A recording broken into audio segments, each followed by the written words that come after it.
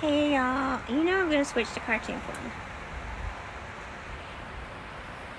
This is one of those days where I'm not comfortable on camera. Most days I'm not comfortable on camera. But I want to show my face at the beginning just so that armchair detectives people don't have anything to complain about. Although there's plenty to complain about if you listen to one of my videos. So I'm sure they'll find fault. So listen, I saw an interview with Michael J. Fox recently, and I think most people know who he is, but if you don't, he was a really popular actor back in the 80s. He was on a show called Family Ties. He played Alex P. Keaton. He was one of my first crushes. I absolutely adored him, and I don't usually like short men. He's a shorty, but yeah, there's something about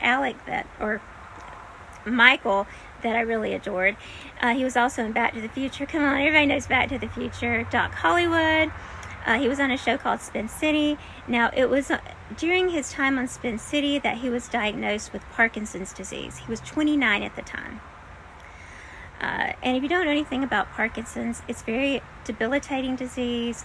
It affects your movements, your speech, your mind, etc.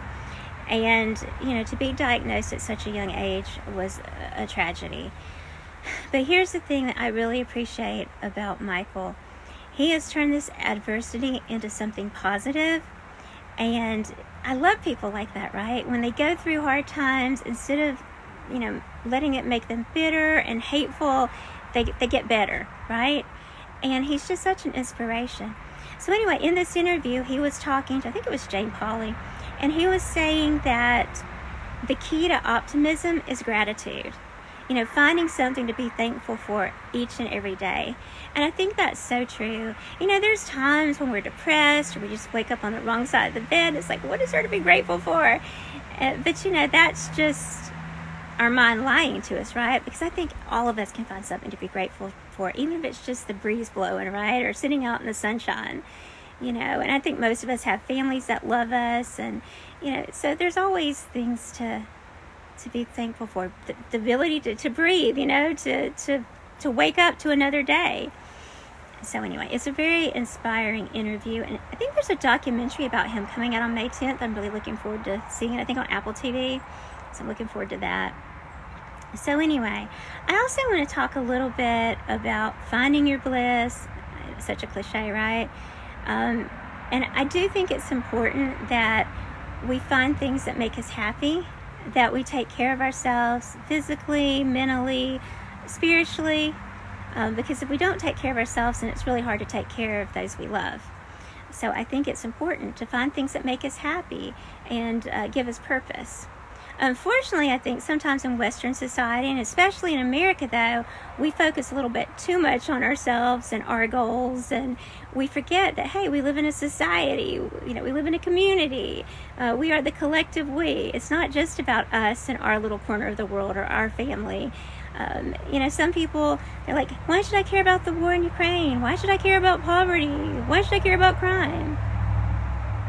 Well, because all these things could affect you at some point. War, poverty, And here's the thing, the people who say, why should I care, are usually the first ones to ask for help when something goes wrong in their lives, right?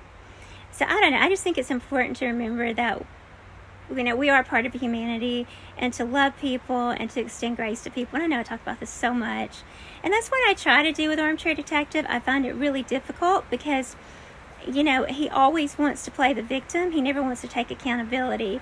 And so sometimes I do lose it. I lose my temper.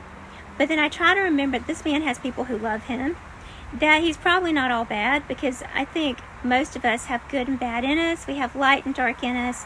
And there are very few true villains in this world. So I try.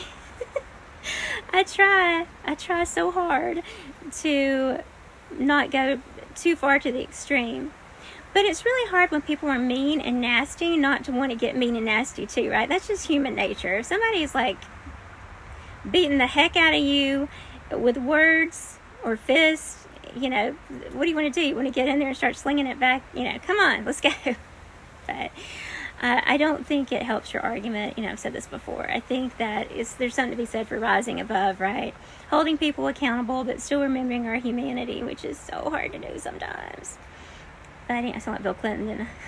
It's so hard to do sometimes. I'm Bill. Hi, Hillary. Anyway. Y'all, I'm just rambling to be rambling. I'm an idiot. And one of armchair detectives people go, yeah, you are. You're ridiculous. Yeah, I am. Hey, at least I own it, right?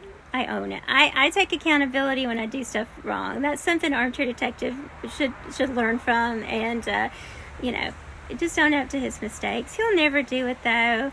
You know, it's easier to point the finger at someone else, right? But, you know, Val made this point, and I think it's so true. The reason that the Truth Channels put out the information they do is so they can open people's eyes to all of this guy's wrongdoing and for the false narrative that he's put out, and and let them see that, you know, he's hurt people, and maybe they can hold him accountable, because it's important. I wish his family would kind of step in and say, hey, you know, maybe you want to rethink what you're doing, because I think it's important we look out for the people we love, and we call them on their BS. So anyway, y'all, until next time, be well.